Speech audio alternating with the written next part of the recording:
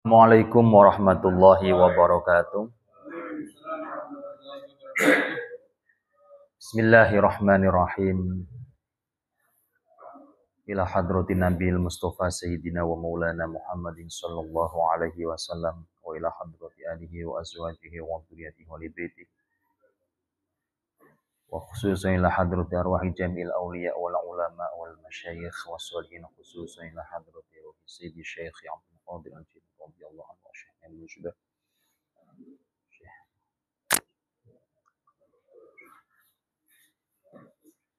إلى حضرة الشيخ أبي شجاع والشيخ ابن حسن الحوزي والشيخ وجميع أمة سيدنا محمد والمسلمات الفاتحة. أعوذ بالله من الشيطان الرجيم. بسم الله الرحمن الرحيم. الحمد لله رب العالمين الرحمن الرحيم مالك يوم الدين إياك نعبد وإياك نستعين اهدنا الصراط المستقيم صراط الذين أنعمت عليهم غير المغضوب عليهم ولا الضالين آمين. بسم الله الرحمن الرحيم. قال المؤلف رحمه الله تعالى ونفعنا به وبعلومه في الدارين آمين يا رب العالمين. Faslun wa sholatul jama'ati sunnatun muakkadatun wa 'alal ma'mumi ayyanwiya al-i'timam dunal imami wa yajuzu ayyatama al-hurru bil 'abdi wal balighu bil murahiqi wa la tasihhu qudwatu rajulin bimra'atin wala qari'in bi ummiyin wa ayyu mawdi'in shalla fil masjidi bi sholatil imami fihi wa huwa alimun bi sholatihi ajza'ahu ma lam yataqaddam alaihi wa in shalla fil masjidi wal ma'mumu kharijul masjidi qariban minhu wa huwa alimun bi sholatihi wa la ha'ila hunaka jaza. Bismillahirrahmanirrahim. Faslun wa sholatul jama'ati sunnatun muakkadatun. Pada kesempatan malam hari ini kita sampai pada pembahasan tentang sholatul jamaah. Disebutkan di dalam kitab Matan Quyatut Takrib redaksi wa sholatul jama'ati sunnatun muakkadatun. Sholatul jamaati adapun sholat jamaah dalam hal ini adalah sholat jamaah untuk sholatul maktubah, sholat 5 waktu selain sholat Jumat, itu hukumnya ialah sunnah muakkadah. Kalau masyhurnya yang kita ketahui adalah fardu kifayah.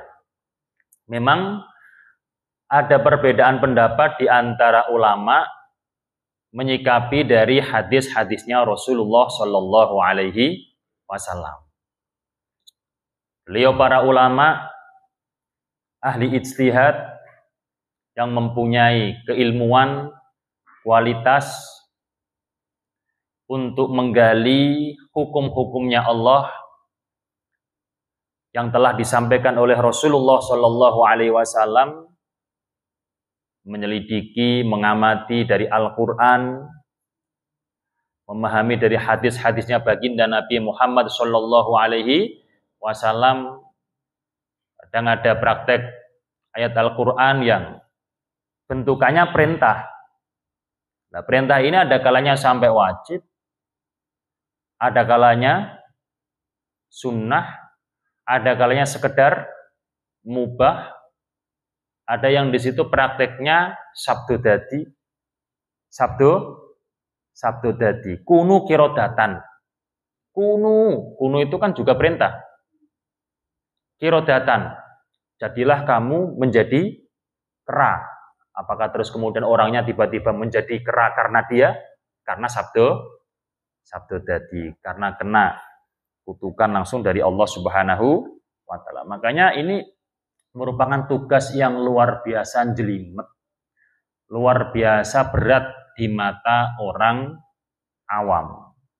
Tapi kalau para ulama ahli ijtihad itu memang karena benar-benar ditolong oleh Allah Subhanahu wa ta'ala. Kehidupan beliau ini memang dicurahkan secara menyeluruh atau dominan untuk mengkaji Al-Quran, untuk mengkaji hadis-hadisnya baginda Nabi Muhammad Shallallahu Alaihi Wasallam. Hafal Qurannya, paham sejarahnya, teksnya, perbedaan kiroahnya, memang benar-benar menguasai. Belum lagi nanti hadisnya Rasulullah Shallallahu Alaihi Wasallam, berapa ratus ribu hadis yang dihafal, yang dipahami, beserta sanadnya. Nah ini dari berbagai ayat-ayat Al-Quran maupun hadis, terus kemudian dari para ulama ini timbul perbedaan pendapat, wajar, sangat wajar. Kalau dalam Al-Qur'annya adalah wa idza kunta fihim fa aqamta lahumus sholata faltaqum ta'ifatum minhum ma'ak. Ini. Maka dirikanlah kelompok dari kalian semua untuk melaksanakan sholat secara bersamaan. Oh, berarti ada praktek sholat secara bersamaan yang kemudian diistilahkan dengan sholat jamaah. Ini perintah ini hukumnya sampai wajib. Wajibnya itu fardhu ain, apa fardhu kifayah, atau sebatas anjuran yang kemudian diistilahkan sunnah.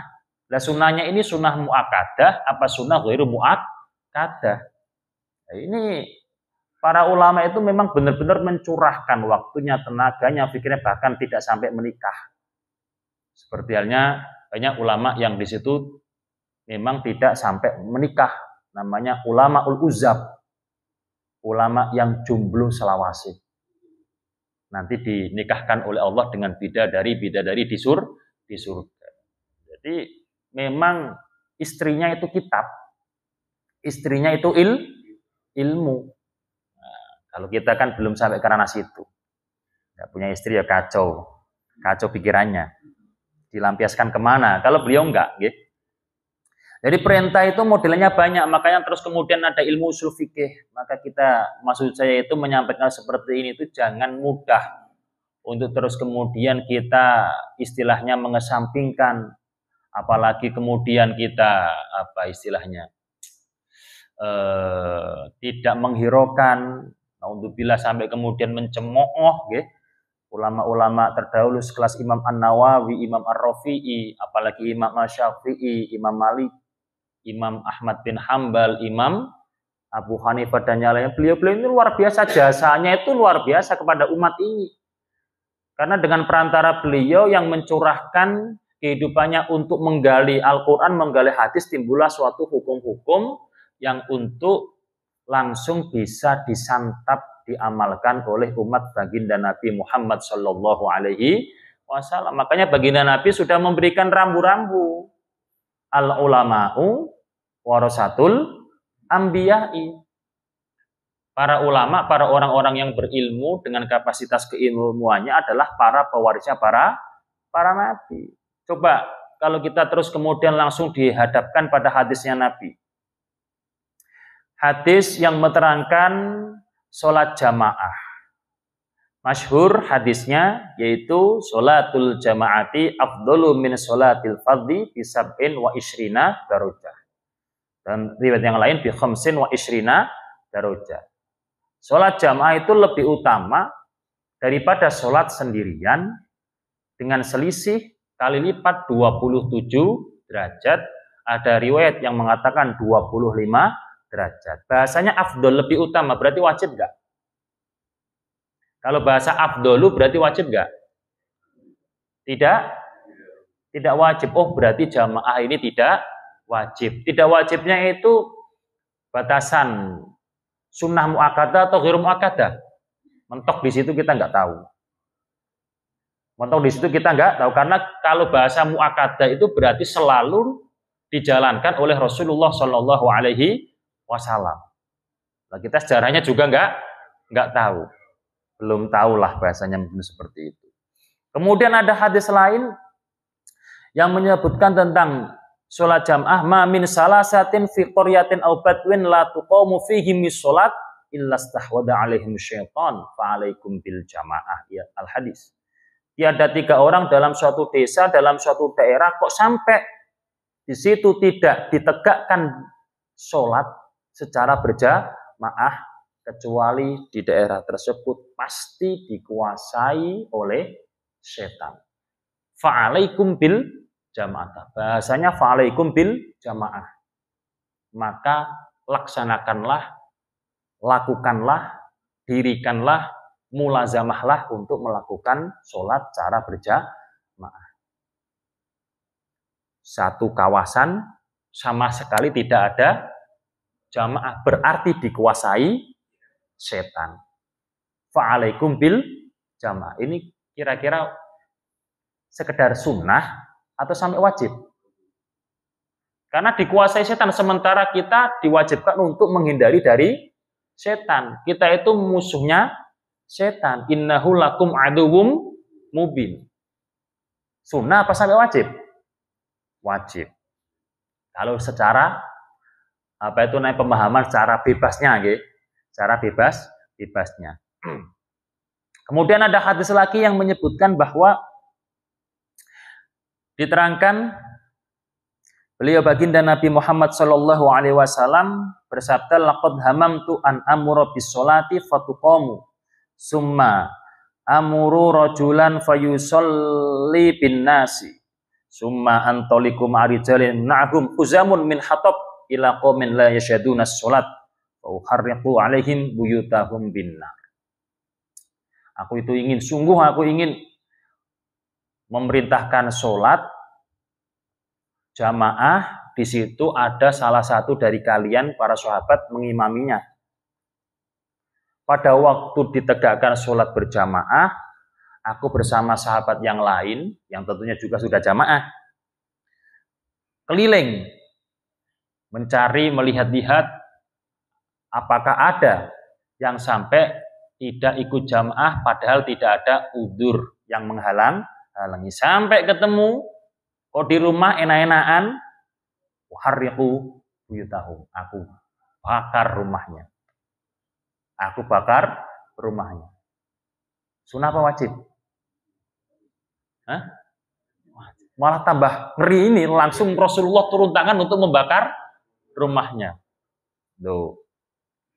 Nah, terus sebenarnya hukumnya apa, Ustadz? Lah gimana hukumnya? Kita tidak punya kapasitas di situ. Ya kan? Apalagi terus kemudian nggak tahu hadis yang masalah afdol, langsung memakai hadis yang terakhir. Waduh, bakar rumahnya orang-orang, ini bahaya ini. Okay. Ini semuanya hadis dari banyak yang kemudian dari Sahihain, artinya Bukhari Muslim, atau dari hadis Bukhari Sahih. Sahih. Mungkin kalau dari kitab-kitab yang nggak masyhur terkait kitab-kitab hadis, mungkin bisa disangkal itu kan dari kitab itu nggak masyhur. Ini hadis-hadis sahih. Tetapi bagaimana kita menyikapinya? Oleh karena itu para ulama wajar kalau berbeda pendapat.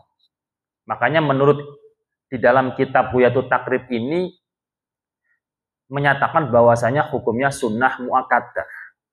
Karena mengikuti pendapatnya Imam Ar-Rafi'i.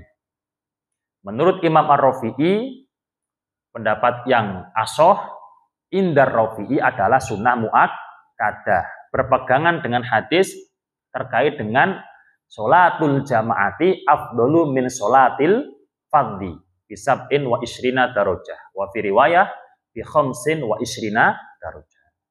Lebih mengedepankan itu. Nah, kan terus kemudian timbul perdebatan. Loh, kalau ikut hadis tersebut, Imam Rafi'i menyikapi hadis yang lain bagaimana? Hadis yang tadi, gitu. Dan hadis yang lainnya tadi. Oh, itu kan saking muakadahnya, biasanya gitu. Itu kan saking dikukuhkannya, makanya ditakut-takuti seperti itu.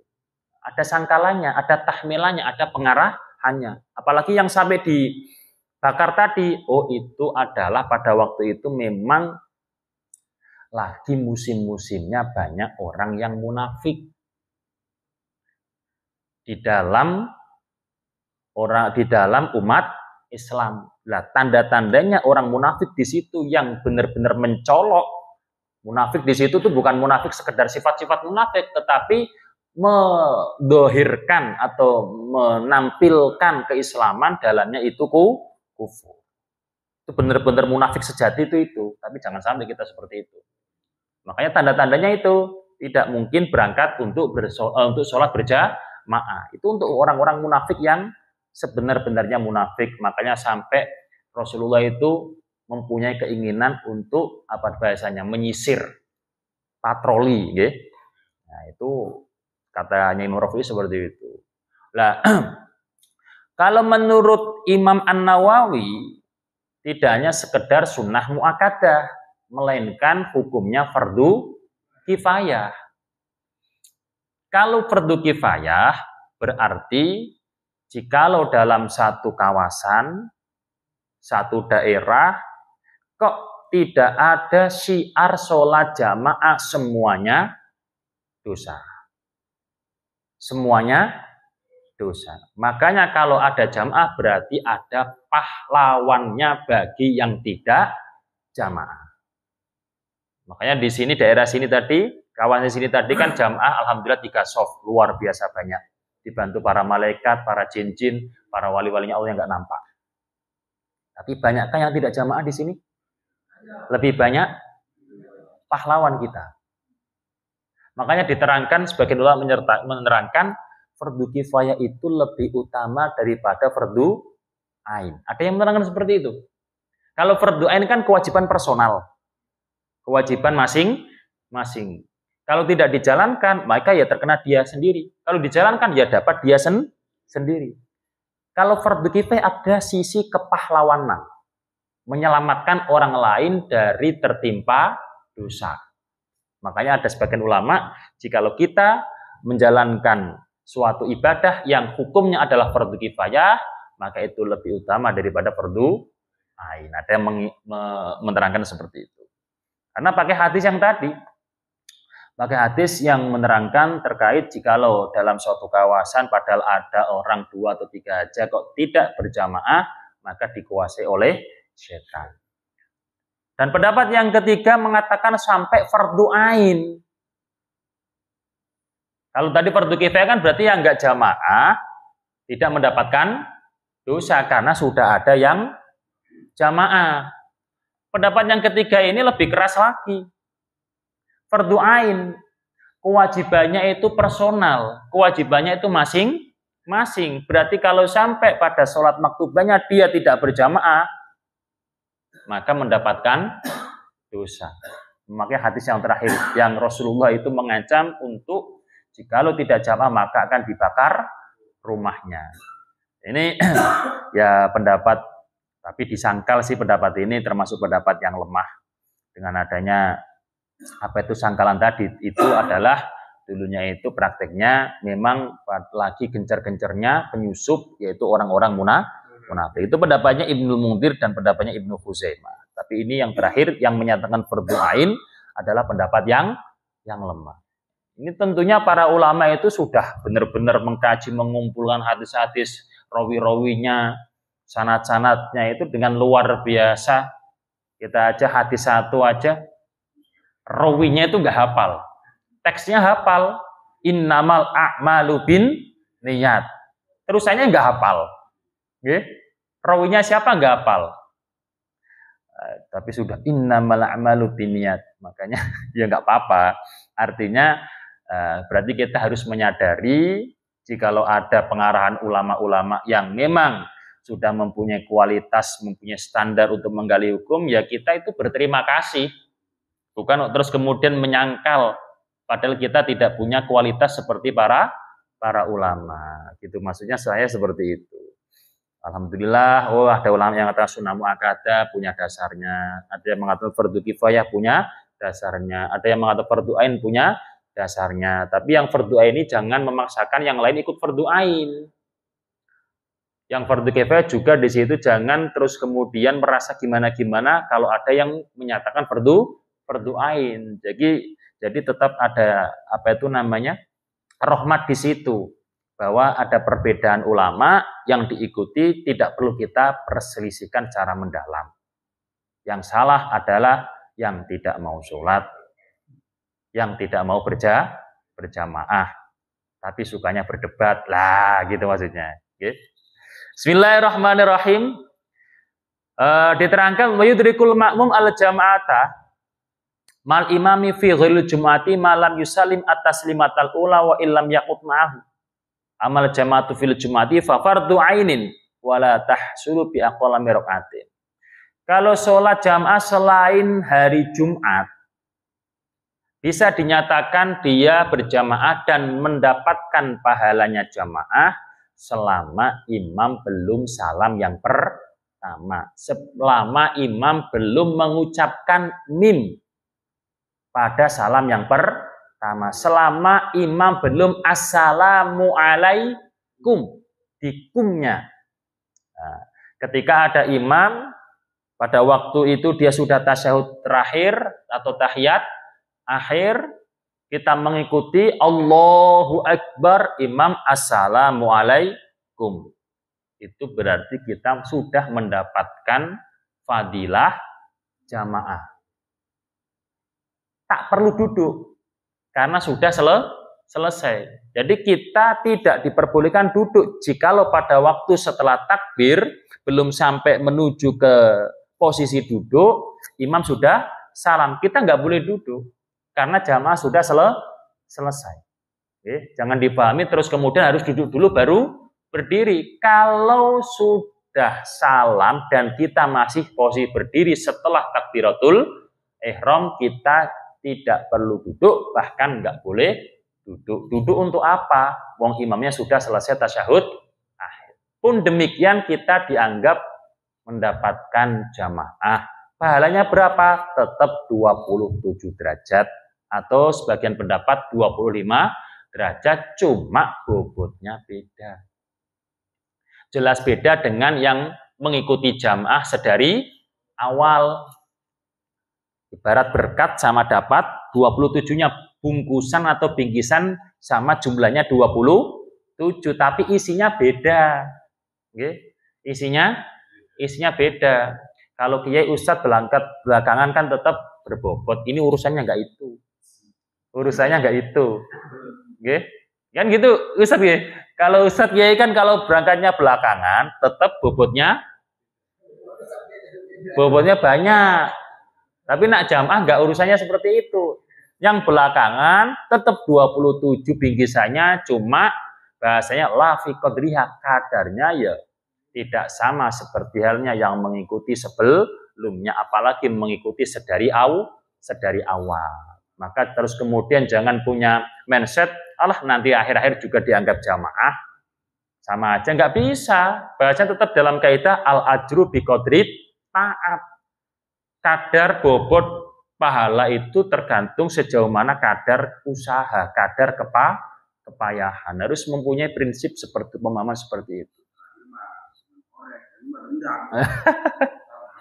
Nanti terus kemudian kalau diomongin seperti wah rendang darah tinggi, aduh. Kadang orang itu ya seperti itu. Ada aja kalau mencari alasan-alasan untuk tidak ibadah yang secara utama itu seperti itu. Datang Jumatan awal-awal dapat unta, kan gitu kan keterangannya. Nanti terus kemudian ada kambing lah, ayam lah. Wah, nanti kalau awal dapat unta bingung nanti. Bawahnya bingung, nggak punya kandangnya, kan kacau seperti itu. Bismillahirrahmanirrahim. Kalau saya boleh menyampaikan tentang fadilah jamaah memang luar biasa banyak. Bahkan sebagian atau para salafus soleh itu adalah para sahabatnya Rasulullah Shallallahu Alaihi Wasallam, tabiin, orang-orang yang di situ masih dekat bersamaan atau masih dekat di zamannya baginda Nabi Muhammad Shallallahu Alaihi Wasallam, yang dalam praktek amaliyah ibadahnya itu benar-benar semangat mirip dengan apa yang dijalankan oleh Rasulullah Shallallahu Alaihi Wasallam. Bahasanya sudah gini, perintah, wes. Apakah itu fardu ain, apakah itu fardu kifayah, apakah itu sunnah muakkadah, selama mampu, selama bisa, tidak ada halangan yang lain, maka tetap usaha untuk dijalankan. Itu prinsipnya para salafus soleh. Para salafus soleh itu mempunyai prinsip seperti ini. Ma fatat ahadan sholatul jamaah illa bidambin asobahu. Tiada seseorang ketinggalan atau tidak melaksanakan sholat jamaah kecuali sebab dosa yang sebelumnya dia telah lakukan. Kalau kita suatu saat kok sampai tidak jamaah, di musola udah ketinggalan, di rumah udah nggak ada yang diajak jamaah, cari kemana-mana nggak bisa untuk berjamaah. Bahasanya salafus soleh pasti sebelumnya melakukan dosa yang mungkin pada waktu itu belum diampuni oleh Allah Subhanahu wa ta'ala. Makanya orang-orang salafus soleh dulu, kelompok salafus soleh pada waktu dulu itu, kalau ada sahabatnya, ada temannya yang tidak berjamaah itu ditakziah 7 hari. Takziah itu kan ngayem-ngayem, menghibur ketika ada musibah. Kalau bahasa takziah maksudnya ketika ada orang meninggal, keluarganya ditakziah, dihibur supaya kuat, supaya sabar. Nah ini kalau tidak jamaah, wah ini kok Pak Jaka nggak kelihatan nih. Samperin ke rumahnya 7 hari. Bukan kok ngabisin makanannya. Justru dihibur. Karena sedihnya luar biasa. Ini contoh aja, karena Pak Jaka ini sedihnya luar biasa. Sedihnya itu sampai di situ 7 hari, kalau nggak dihibur kasihan, kalau nggak dikuatkan kasihan. Jadi meratapi, ya Allah dosa apa sampai aku kok tidak bisa berjamaah. Belum engkau ampuni itu dosa apa. Akhirnya dicari-cari dosanya. Oh ternyata menggibahi orang umpama. Oh ternyata memakai sandalnya orang, salah di kantor, salah siapa dipakai umpama. Gitu. Jadi dicari-cari untuk ditobati. 7 hari. Kalau tidak sampai mendapati takbiratul ihramnya, imam itu juga menyesalnya luar biasa. 3 hari ditakziahi. Seperti saya tadi kan ketinggalan 1 rakaat. Wah, sedih ini. Kirain belum, kok gak ada suaranya. Oh, ternyata gak suara. Ustadz Ihsan kemana itu Ustadz Ihsan ini? Ustadz Bawa nih. Wah, ini ditakziahi 3 hari. Monggo ke rumah 3 hari gak apa-apa. Masih banyak kopi. Luar biasanya seperti itu. 7 hari kalau nggak jamaah, 3 hari kalau tidak mendapati takbiratul ihramnya. Makanya ada cerita, ini santai ngajinya. Sholat jamaah itu santai. Santai, jangan terburu-buru. Karena ini materinya cuma sedikit. Tetapi sebenarnya kajiannya itu banyak. Makanya ada dulu salafus soleh yang bernama Syekh Abdullah bin Umar. Siapa ini? Sebentar. Syekh Al-Qawariri. Syekh Al-Qawariri itu berkata, menceritakan aku itu sebelumnya sama sekali tidak pernah ketinggalan sholat jamaah. Tidak pernah meninggalkan untuk sholat berjamaah. Lam takun tafutuni sholatun fil jamaah. Sama sekali tidak pernah yang namanya tidak berjamaah di masjid, beliau bahasanya. Kalau di sini ya di musola lah. Lantas kemudian ada tamu, namanya tamu, katanya tamu membawa rezeki. Tapi karena menyambut tamu tersebut, ngobrol dengan tamu tersebut, akhirnya bablas sampai selesai sholat jamaah di masjid. Waduh, sudah selesai, datang ke masjid, sudah pada buyar, pada selesai berjamaah, sudah nggak ada orang. Beliau cari-cari ke masjid sekitar, beliau cari-cari ke musola sekitar. Beliau menceritakan bahwa sudah nggak ada orang, bahkan masjidnya atau musolanya uhlik, sudah dikunci. Cari-cari orang nggak ada yang bisa diajak, karena ini sholat isya. Diceritakan di kisahnya sholat isya, sudah pada istirahat di rumahnya masing-masing. Beliau teringat dengan hadis sholat jamaah itu 27 kali lipat sholat sendirian. Akhirnya sholat isya dilakukan 27 kali. Sholat isya digeber 27 kali dengan pemahaman beliau ini supaya tetap mendapatkan pahala 27 derajat. Berarti 27 kali 4 rakaat berapa itu? Pokoknya banyak. Setelah itu selesai melakukan itu, beliau tidur bermimpi. Beliau naik kuda, depannya rombongan juga naik kuda. Depannya banter kenceng. Dikejar oleh beliau, digasken. Ternyata enggak ngejar-ngejar. Salah satu dari mereka yang juga pada waktu maju kudanya noleh ke belakang. Wahai Syekh Abdullah, Ubaidillah atau Abdullah ya? Oh, Syekh Ubaidillah, Wa'an Ubaidillah bin Umar Al-Qawariri, baru ketemu ini, Pak. Syekh Ubaidillah, kamu itu hanya akan menyusahkan, menyengsarakan kudamu. Kamu nggak bakalan mengejar kami. Terus beliau, Syekh Ubaidillah, bertanya kepada itu sambil memacu kudanya, lu kenapa wahai saudaraku? Karena kami sholat jamaah, kamu sholat sendiri. Meskipun 27 kali ya, namanya sendirian. Wah, bangun-bangun sedih. Karena tidak jamaah sekali. Apalagi tidak jamaah beberapa kali. Itu saya maksudnya. Tidak. Kalau di sini insya Allah jamaah semua lah. Minimal tadi sholat isya jamaah semua. Jadi banyak sekali.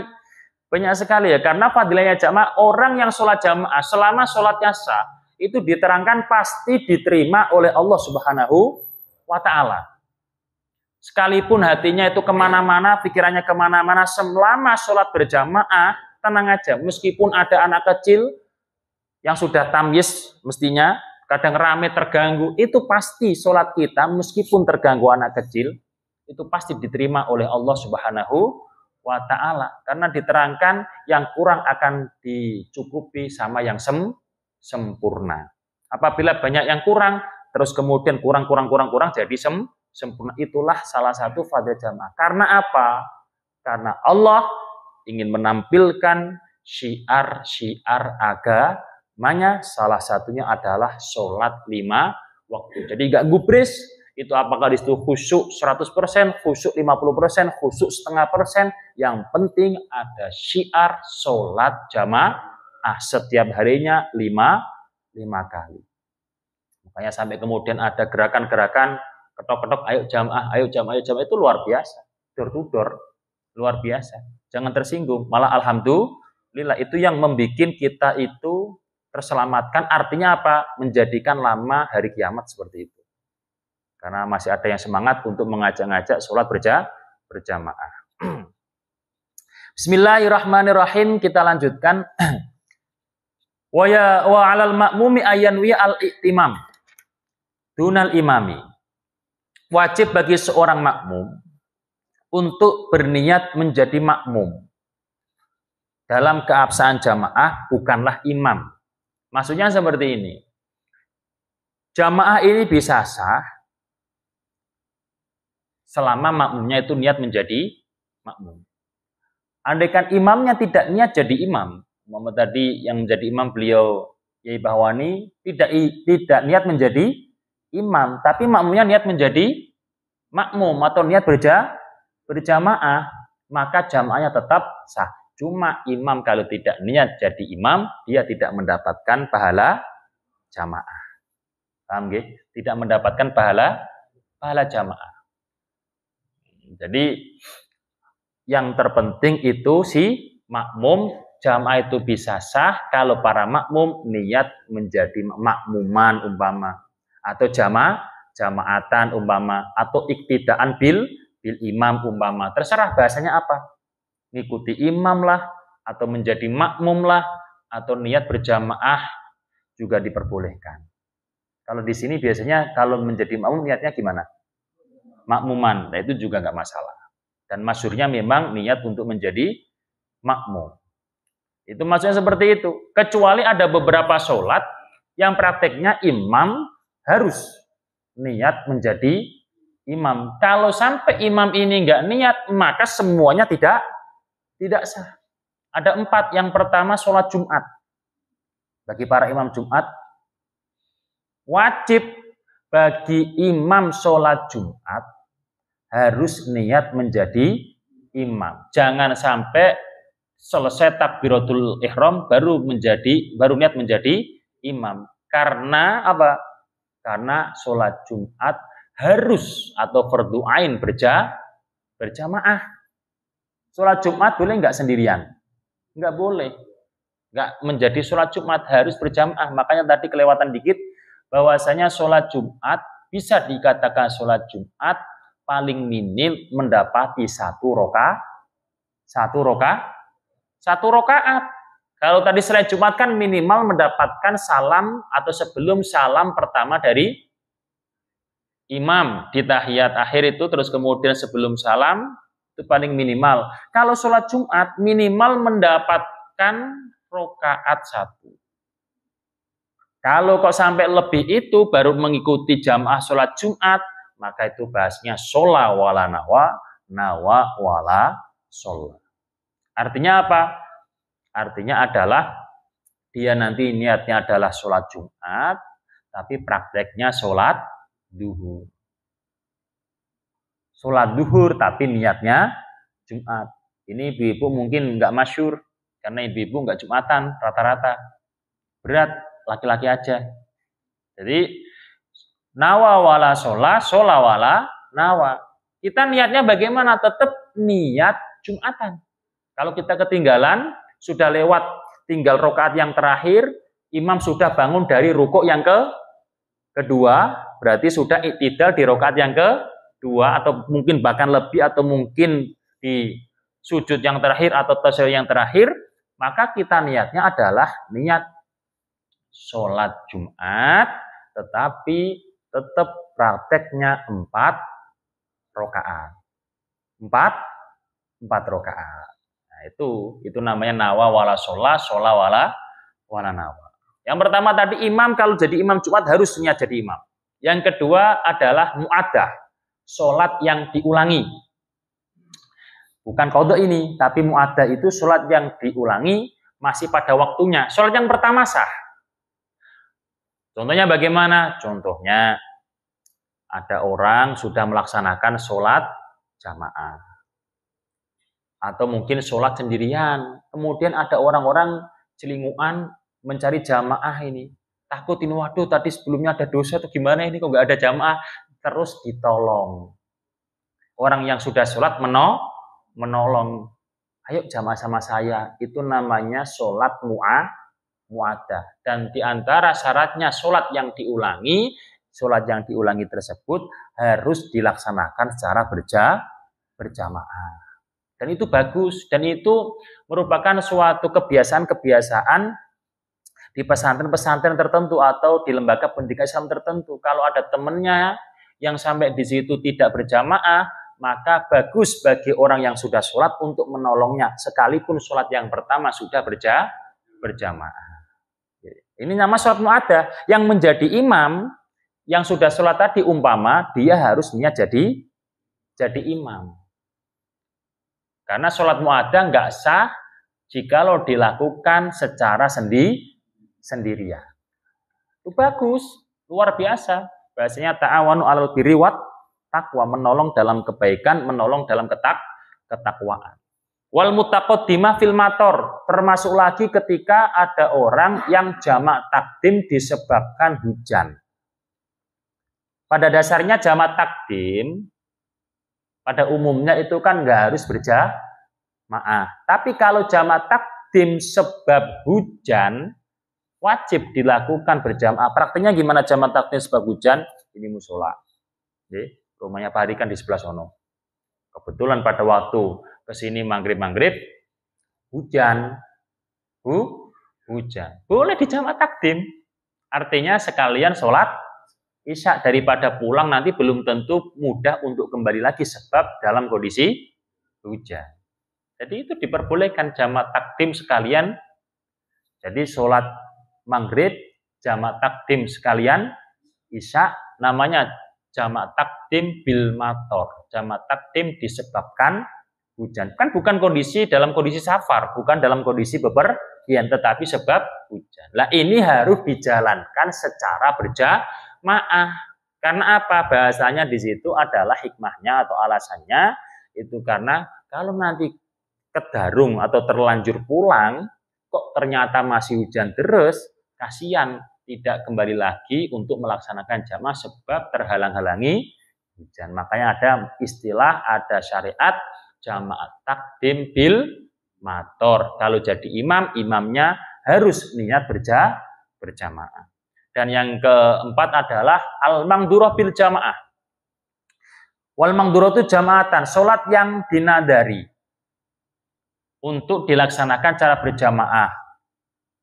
Si fulan mempunyai nadar, jika gini, saya akan melaksanakan sholat jamaah 40 hari berturut-turut. Nadar sholat berjamaah 40 hari berturut-turut. Maka kalau dia jadi imam, dia harus niat menjadi imam agar sah untuk menjadi sholat berjamaah. Jadi tadi niat imam Jumat, niatnya imam sholat yang mu'adah, jamak takdim fil mator, dan sholat yang dinadari, nadarnya untuk melaksanakan sholat dengan berjamaah. Kalau jadi imam harus untuk diniati menjadi imam.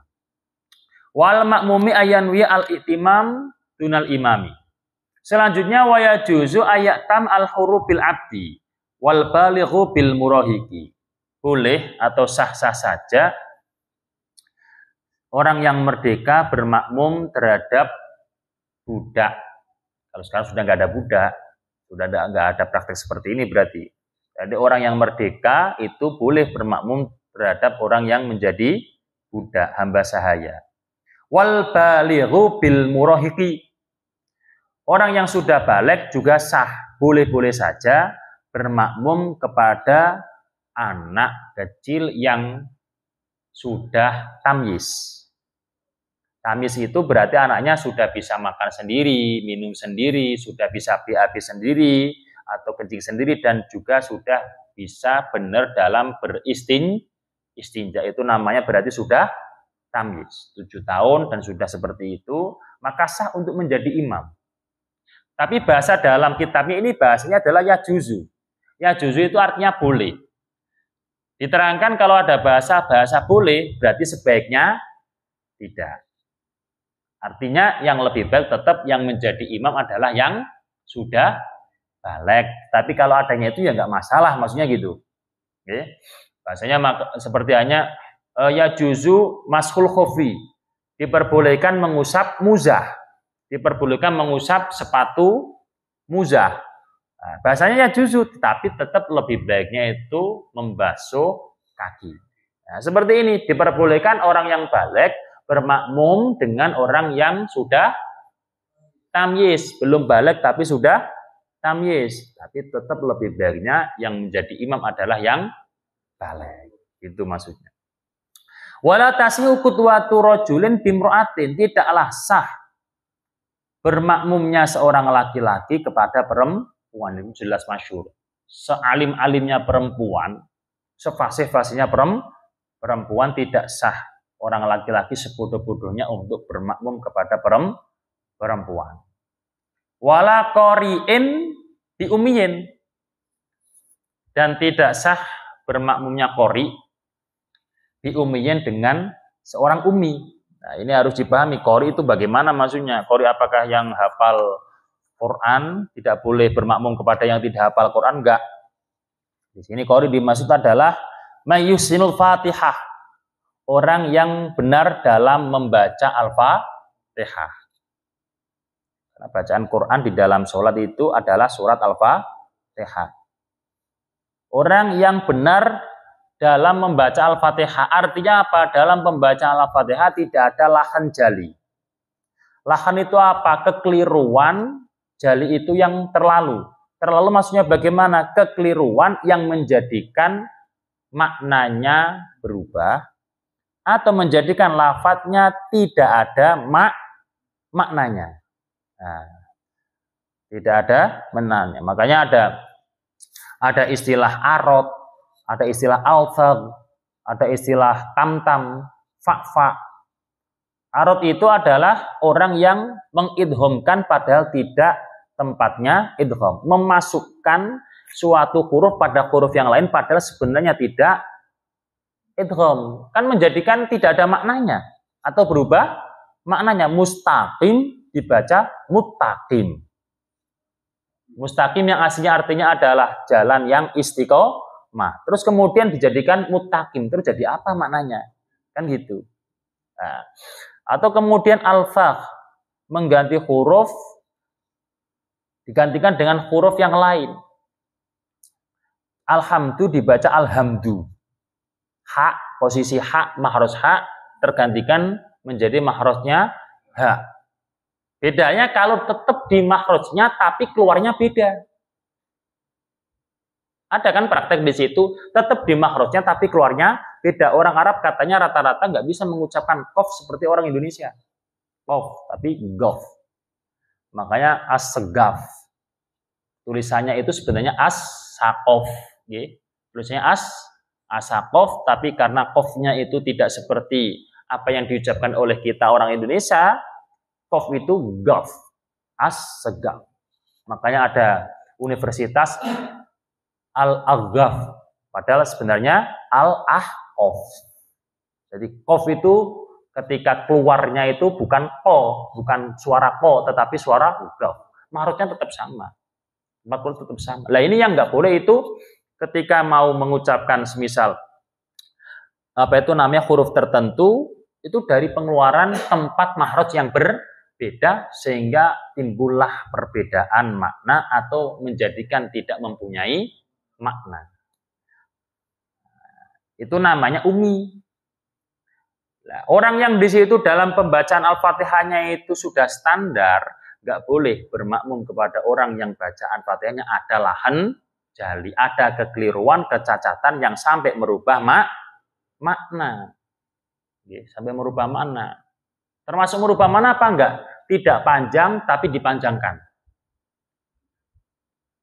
Merubah makna enggak? Bisa saja merubah makna atau bahkan di situ menjadikan tidak mempunyai makna. Makanya harus hati-hati. Tapi bukan berarti kemudian enggak ada yang boleh jadi imam. Makanya kita belajar Al-Fatihah minimal standar. Minimal standar. Kalau suaranya enak, renyah, syahdu malah tambah alhamdulillah. Tapi kalau suara enak, meliuk-liuk, ternyata enggak karu-karuan. Kan ada enggak seperti itu?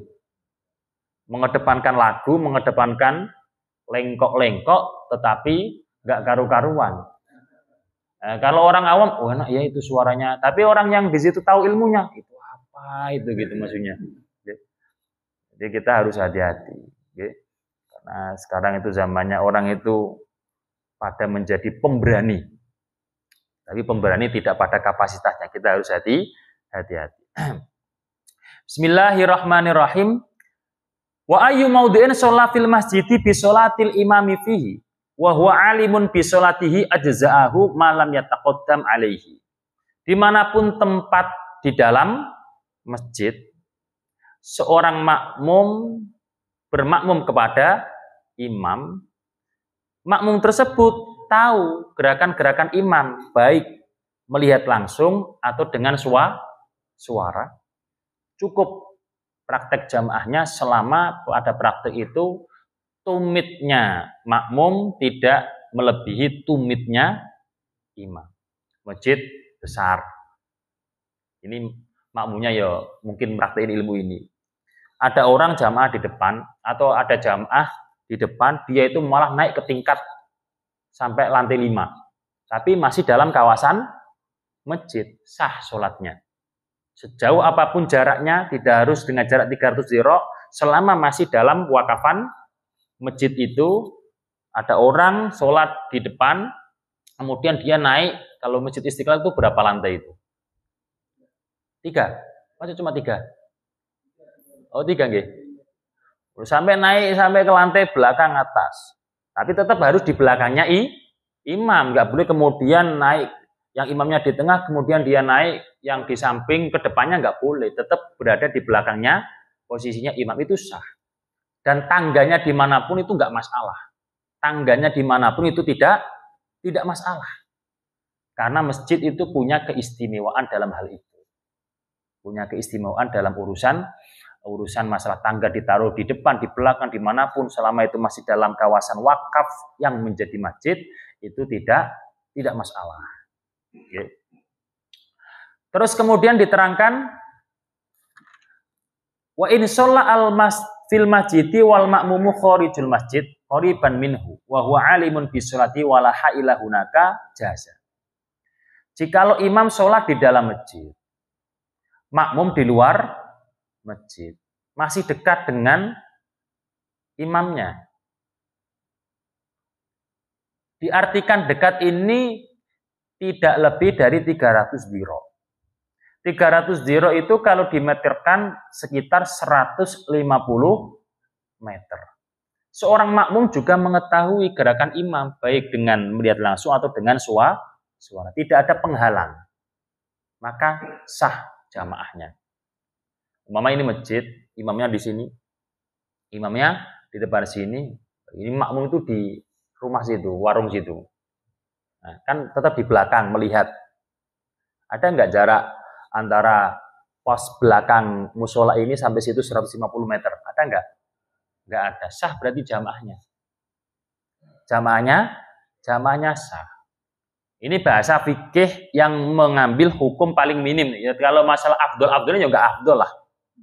Kalau masalah Abdul-Abdulnya enggak Abdul. Ini kita membahas masalah hukum yang paling longgar. Biar kita tidak mudah menyalahkan. Kalau masalah Abdul tetap ya di situ harus maju. Nah, kecuali pada prakteknya ini jamaah ada soft sampai terus sampai sono sampai ujung sono. Nyambung. Kalau nyambung nggak masalah.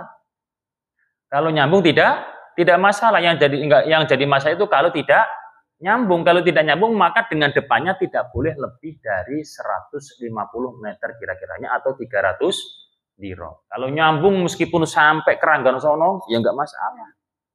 Nggak masalah. Jadi sekali lagi kalau masjid dimanapun tangganya, dimanapun pintunya no problem. Tapi untuk selain masjid, kalau madzhab Syafi'i itu nggak boleh terus kemudian andaikan ada jamaah makmum di luar kotaan masjid, andaikan dia menuju makmum, dia berbalik arah, maka jamaahnya nggak sah. Contoh kalah di sini. Ini saya bicara apa adanya gitu, hukum. Madzhab Syafi'i. Kalau nanti mau mencari madzhab yang lain silahkan. Ini musola apa masjid? Ah, musola. Imamnya di sini. Makanya ibu-ibu kalau sholat tolong pas di pintu itu, jangan di depan sini. Di depan sini lewat mana? Coba lewat mana? Diandaikan mau menuju ke imam lewat mana? Kan otomatis mundur kan? Gitu. Kecuali ini masjid. Kalau masjid no problem. Tapi karena ini musola, fasum untuk musola, ya biar musola aja. Artinya apa? Kalau kemudian sholatnya di sini, utamanya kalau kita jamaah seperti ini nggak masalah. Biasanya mungkin pada waktu sholat Id, gitu. Kalau kemudian di sini, sekalipun ini dibuka, ini kan nggak akses nggak akses lewat keluar masuk. Lewat situ bisa nggak? Ya bisa, tapi nanti imamnya juga di sini. Okay. Nanti lewatnya depannya imam. Ini kita bicara hukum yang paling berhati-hati. Katanya kan antara tempe, telur, daging yang dipilih adalah daging yang enak selama tidak darah tinggi. Okay. Jadi kalau ibu sholat berjamaah, tolong kalau kita untuk berhati-hati, sholatnya pas di sebelah situ. Pas pintu, kiranya kalau masuk itu tidak perlu mundur. Itu bukan berarti terus kemudian, wah itu kan softnya paling depan kan sini, urutannya enggak. Karena apa? Kalau di situ enggak perlu mundur langsung ke depan. Kecuali di situ praktiknya adalah masjid. Praktiknya adalah masjid. Seperti itu. Nah, ini kita bicara hukum, apa adanya. Memang kadang pahit. Hukum itu kadang pahit karena sudah terlanjur terjadi. Okay. Jadi diterangkan dalam praktek terkait dengan sambung sinambung urusan jamaah. Atsani ayumkina al-wusulu lil imam bidunis wirorin wan itofit. Yaitu apa? Sekiranya makmum bisa sampai kepada imam tanpa adanya berbelok arah atau berpaling arah. Kecuali di masjid. Kalau di masjid makanya nggak masalah kalau masjid itu seperti contoh di Muhajirin tangganya di mana Ustaz? Di belakang. Tapi kan sholatnya di depan, tangga itu nggak masalah. Otomatis kalau di lantai 2 mau menuju ke imam kan mundur kan untuk turun tangga itu nggak masalah. Karena masjid punya keistimewaan tertentu. Buktinya apa?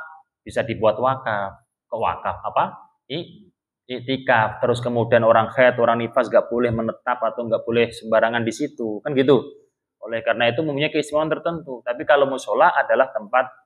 Tapi juga musola itu enak juga. Nggak seketat masjid. Lah itu maksudnya. Kalau musola itu kenapa kok orang-orang terdahulu, kiai-kiai terdahulu itu banyak yang membuat atau membangun musola, sekalipun di situ ada masjid, tapi ya cukup satu dalam satu kawasan. Karena lebih ringan, tanggungannya itu lebih ringan untuk dibuat ngaji meskipun ibu-ibu haid, ibu-ibu sedang nifas itu nggak masalah, no problem, kan gitu, nggih. Ada bapak-bapak mungkin ya kiai terdahulu itu banyak yang juga ngebul nggih mungkin. Itu juga rileks gitu loh. Tapi kalau sudah bicara masjid, ini juga sangat harus hati-hati. Penghormatannya itu melebihi daripada sekedar musola. Meskipun ya sekalipun di situ tetap kita berusaha untuk memuliakan, untuk menghormati. Itu cukup demikian kajian sholat jamaah pada malam hari ini. Mungkin ada yang perlu dipertanyakan, silahkan.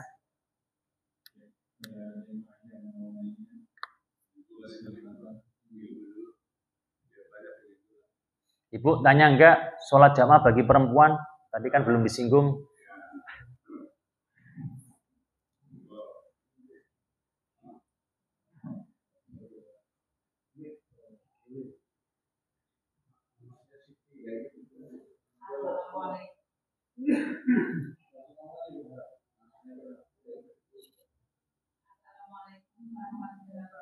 Waalaikumsalam.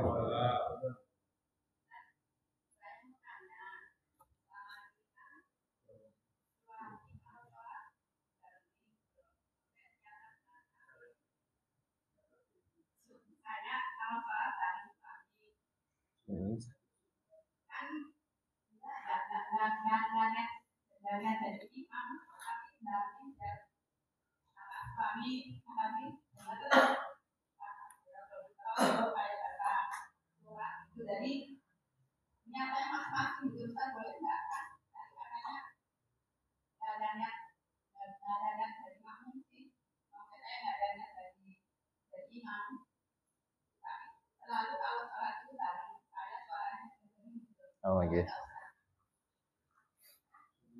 Yeah. Terima kasih Ibu. Sakit.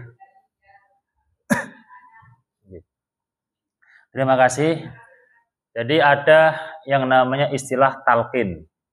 Talqin itu menuntun.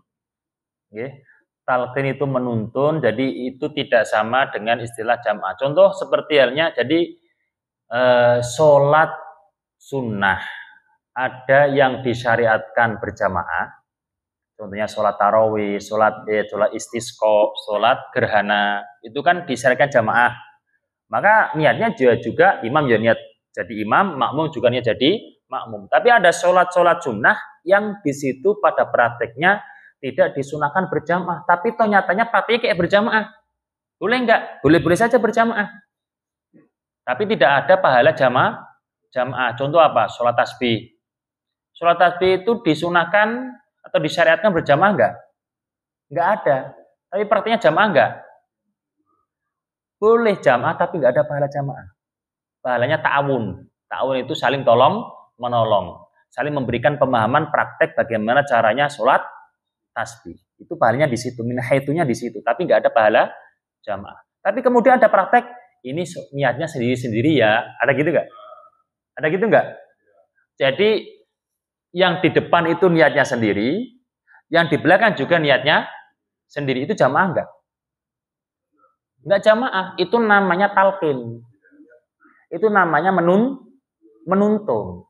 Kalau masalah menuntun, ini tidak seperti jamaah. Kalau namanya menuntun tidak seperti jamaah. Kalau urusan menuntun, jangankan di situ yang nuntun manusia, yang nuntun itu elektronik, robot, tulisan itu enggak masalah. Makanya kan kemarin sudah pernah saya singgung, ada orang baru masuk Islam umpama. Terus kemudian dia belum menghafal bacaan-bacaan yang ada di dalam sholat. Kan ada tuh sajadah sholat, klik sholat duhur, kemudian itu muncul suara, dia mengikuti suaranya. Boleh nggak? Boleh.